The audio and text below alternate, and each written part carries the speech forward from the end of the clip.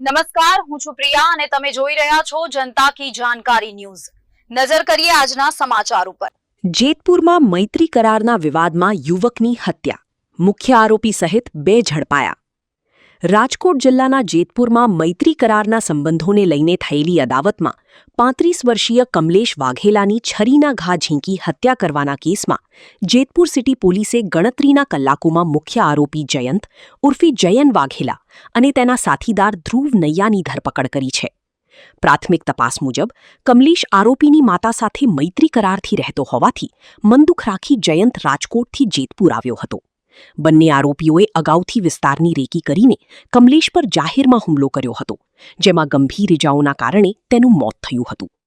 ઘટનાના CCTV footage viral થયા બાદ પોલીસે તપાસ તેજ બનાવી હતી। મૃતકના ભાઈની ફરિયાદના આધારે ભારતીય ન્યાય સંહિતા BNS કલમ 103(1) હેઠળ ગુનો નોંધી બંને આરોપીઓની અટકાયત કરી વધુ તપાસ હાથ ધરી છે। જેતપુર શહેરમાં જે ગઈકાલે હત્યાનો બનાવ બનેલ હતો તેમાં એક આરોપીનું નામ જે એફઆઈઆરમાં હતું તેમને ધોરણસર અટક કરવામાં આવેલ છે અને અન્ય એક આરોપી ધ્રુવ નૈયા કરીને કે જે આરોપીનો કઝિન બ્રધર થાય છે તે રાજકોટથી તેની સાથે હતો અને જેતપુર જે બનાવ બનેલ તેમાં પણ તેમણે કાવતરામાં મદદગારી કરેલ હતી, જેના આધારે તેમને પણ ધોરણસર અટક કરવામાં આવેલ છે।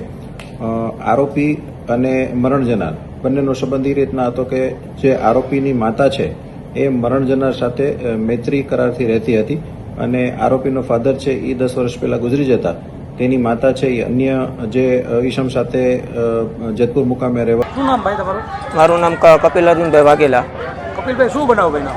અમે જમવા બેઠા હતા, બરાબર છે, એટલી વારમાં અમે બરફ લેવા મોકલો હતો। કોને?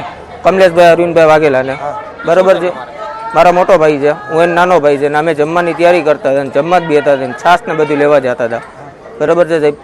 અને એટલી વારમાં એક છોકરો અમને કહેવા આવ્યો ઘરે કે હાલો હાલો કમલેશભાઈને કંઈક લાગી ગયું છે, એટલે અમને એમ કે થોડુંક કંઈક લાગી ગયું છે, તો અહીંયા ગયા અમે તો એમના લોહીના બ્લડના બધું ચાલુ હતું, બરાબર છે, અને અહીંયાથી પછી અમને 1-2 જણાએ કીધું કે અહીંયા છરીઓના ઘા માર્યા છે। હવે કોણ છે કોણ નથી અમને ખબર નથી। હજી તમને ખબર નથી? ના, હજી અમને ખબર નથી કોણ છે। અહીંયાના કેમેરા જોઈ પછી અમને ખબર પડે। કમલેશભાઈની અત્યારે શું હાલત છે? કમલેશભાઈ અત્યારે તો મુદ્દે થઈ ગયા છે। તમારે કોઈને જૂનું કઈ મનદુખ નહીં, હતું એમના કારણે આવું કઈ થયું? નહીં નહીં।